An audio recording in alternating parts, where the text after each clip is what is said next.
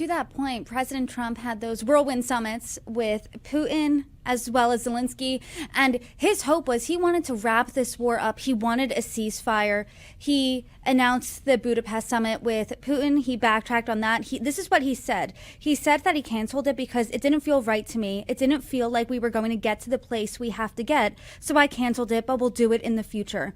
And ever since those summer summits, Russia launched its largest attack on Ukraine yet that this war has ever seen.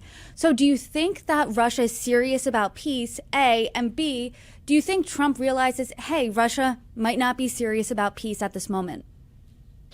I don't think that any of the conversations that you and I have had, Brittany, led either of us to believe when we unpacked these issues and the news headlines that Putin has been very serious about achieving peace in Ukraine at any point in time, really since not just the full-scale invasion, but actually 2014 onward, Crimea, Eastern Ukraine, etc.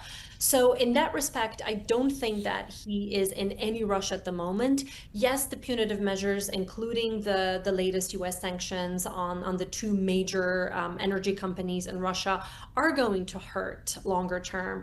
But even so, at the moment, he doesn't feel enough pressure unless he can get the concessions that he wants from the Ukrainians, which is very clear to him that he cannot at the moment. Because essentially, what are the concessions that he wants? The major thing that he wants is Ukraine's capitulation, which is just not going to happen. Ukraine is not in a position at the moment, especially given that the Europeans are standing by its side.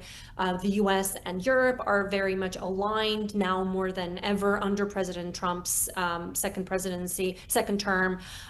So we're seeing that Ukrainians are not desperate, and Putin is seeing the same thing as well. So he's in no rush. I think he wants to continue making the incremental gains on the battlefield. He wants to play a little bit sort of harder to get.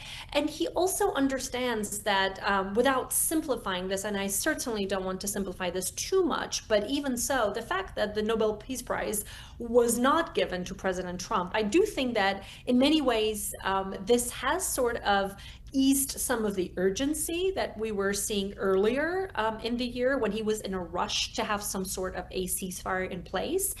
Now, where the interests between the Ukrainians and the Europeans and the US side align, among other things, is the fact that I think both camps, acting sort of more in unison now, are seeing that the only value will be a good deal for Ukraine. Otherwise, a ceasefire that falls through 2-3 weeks later is not really going to be beneficial. And frankly, if the US continues to broker this peace process, it doesn't look great for President Trump either if suddenly that ceasefire is violated by Russia in no time, and essentially his reputation, President Trump's reputation, is also on the line at that point.